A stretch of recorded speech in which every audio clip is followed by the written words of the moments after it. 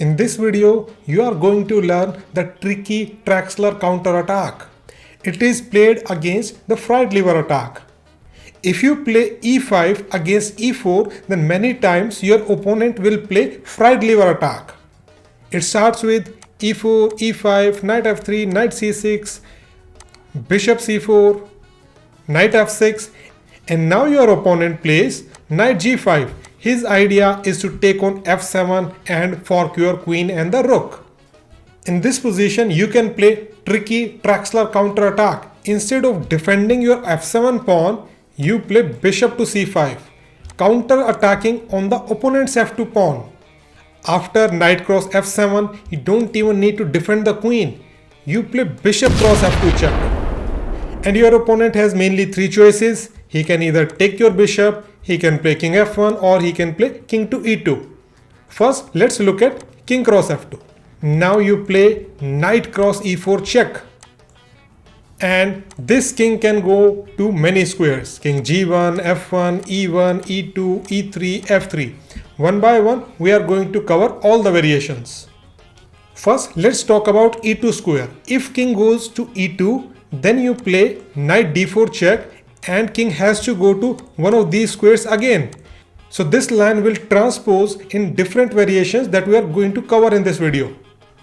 And if white keeps his king on this f file, then we can easily attack using queen f6 check. After, let's say, king to f3, then we play queen f6 check. King cross e4, queen f4 check. This king is very vulnerable in the center. King d3, and now you play pawn d5. After bishop cross d5, you can play queen d4 check and then simply take the bishop. You are threatening bishop g4 skewer. You are also threatening queen cross f7. So black is winning in this position.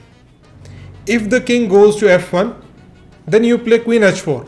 Your threat is queen f2 checkmate. Black has mainly two ways to defend it.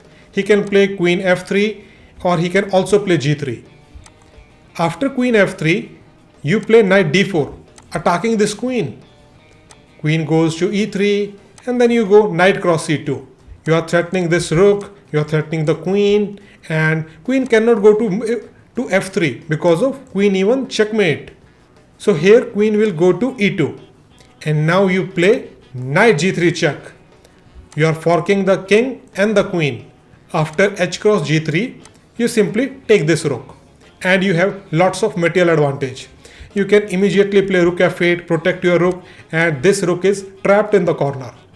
So you are winning in this variation. Here, white can also play pawn to g3, and then you play queen f6 check.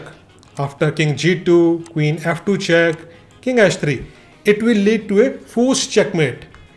You play d6, opening the diagonal of this bishop. After king h4, queen f6 check, king h5, queen f5 check, king h4, queen h3, checkmate. All the moves are forced.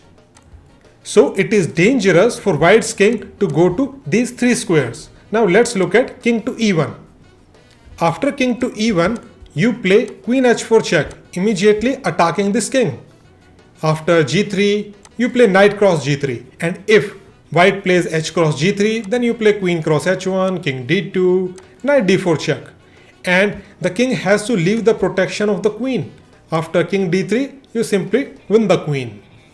Or instead of capturing this knight, if your opponent plays knight cross h8, then you play knight e4 check and it will lead to a checkmate. After king e2, queen f2 check, king d3, all the moves are forced. Knight c5 check, king c3, queen d4, checkmate. So now we know that king on e1 is not safe at all. So there are two options left. King can go to e3 or king can go to g1. First, let's look at king e3. And here also we play queen h4. We bring our queen into the attack. And according to Leach's database, around 40% of the time your opponent will simply take this rook. And if they take the rook, it will lead to a checkmate. You play queen f4 check, king e2, queen f2 check, king d3, knight c5 check, king c3, queen d4, checkmate. We have already seen this position before. But if your opponent knows the theory, then he will play queen f3. and we just simply retreat. Our threat is to take this bishop. We are also threatening queen d4 check. After knight cross h8, we first play knight d4, threatening this queen. And surprisingly, this queen does not have a safe square to go. White can first try to give a check, and now his queen is under attack, so he cannot go to g3 because of knight f5 fork. And if he plays a move like g3, then first we save our queen. It's a check, and after king, let's say, goes to f8, we capture the opponent's queen. And let's say queen goes to d1. Now we play pawn d5. Our threat is to play queen f4 check. So white plays rook f1, protects it. And now we go knight g4 check. After king d3, we play knight f2, forking the queen and the king. After rook cross f2, we don't even need to take this rook. We can play queen e4 check. King c3, knight b5 check, king b3, queen c4, checkmate. So if king comes to center, then also king is very vulnerable. That's why most of the time in this position, white plays king g1. White wants to hide his king behind these pawns. And against this defense also, we attack in the same way. We bring our queen into the attack. We play queen h4. We are threatening queen f2 checkmate. White has two choices. He can play queen f3 or he can play g3. After queen f3, we play knight d4. We attack this queen. After queen f1, we simply play rook f8. We have protected our rook. This knight is pinned. We are threatening knight d6, attacking this knight and the bishop, and basically white is lost in this position. Let's say after a move like d3, we play knight d6. We are attacking this knight and we are also attacking this bishop. After knight cross d6, c cross d6. And how does white save his queen? Let's say the queen goes to d1. It does not have any other choice. So we play queen f2 and it's a checkmate. So in this position, white can also try g3. And now we play knight cross g3. Our idea is, let's say white plays h cross g3. We play queen cross g3, king f1, and we simply play rook f8. This knight is pinned and we want to capture this knight. After queen h5, now there is an important move. You play pawn d5. You sacrifice a pawn to get this bishop open. After bishop cross d5, you play knight b4. You are attacking the bishop and you are also attacking on c2. So after bishop to b3, now here also you play knight cross c2. You are also threatening this rook. White will take your knight and now you play rook f7 check. After king e2, you play bishop to g4. It's a fork. And now you can see why opening the diagonal of the light squared bishop was so important. In this position, instead of taking this knight, white can also take this rook. And now you have two choices. If you want a draw, then you can play knight d4 after h cross g3, queen cross g3, king f1, queen f4 check. It will lead to a draw. King g2, queen g5 check. This king cannot hide. And after king f2, you play queen f4 check. If you want the draw, you can take the draw. Or if you want to play aggressively, then also you have an option. Here you simply take this rook after a move like, let's say, bishop to f7 check, because our queen was also attacking this bishop. So he plays bishop f7 check. We play king e7, king cross h1, and we simply play d6. Our threat is to play bishop to g4. We want to capture this knight and then we want to put our rook on f8 and threaten his king. All of our pieces are well positioned. If you look at the Uncle Stockfish, black has full compensation for the material loss. And you have strong attacking chances. Now let's look at the next variation. In this position, instead of capturing this bishop, he can play king f1 or he can also play king to e2. If the king goes to e2, then we play knight d4 check, and after king cross f2, we transpose to one of the variations that we have already covered. So here white plays king f1. And now we simply save the queen. After knight cross h8, we play this move, d5, sacrificing one more pawn. Actually, it's not a real sacrifice because white cannot really play bishop cross d5 because then we play bishop g4 and white's queen is trapped. So he will be forced to play e cross d5. And now we play knight d4. And here white has mainly three moves. He can play c3, he cover knight, he can play d6 and try to play knight f7, bring his knight back, or he can play king cross f2, take our bishop. Let's analyze all the moves. After c3, you play bishop g4, attacking the queen, and queen has only one chance, queen to a4. We play knight d7, and now he can take our knight, or if he want, he can take our bishop also, but in both the cases he is going to lose the game. After c cross d4, we play queen f6, threatening a discover check, and opponent's king is trapped. He does not have any move to go. Let's say after bishop e2, we play bishop cross d4 check, bishop f3, we take it, and it's going to be a checkmate. And you can force the checkmate here. Bishop check, checkmate. So here white can also try king cross f2, but you see his queen is away from the king and these pieces are not developed, so we can attack this lone king. We play queen h4 check, provoking g3, then we come back f6 check, king e1, and we play queen f5. Not really caring about this knight.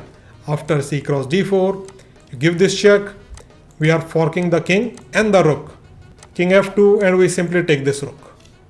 We are also threatening this bishop, and his king is also weak. We are also threatening queen cross h2, so black is winning in this position. So in this position, white can also try d6. His idea is after queen cross d6, he will play knight f7, bringing his knight back to the safe square.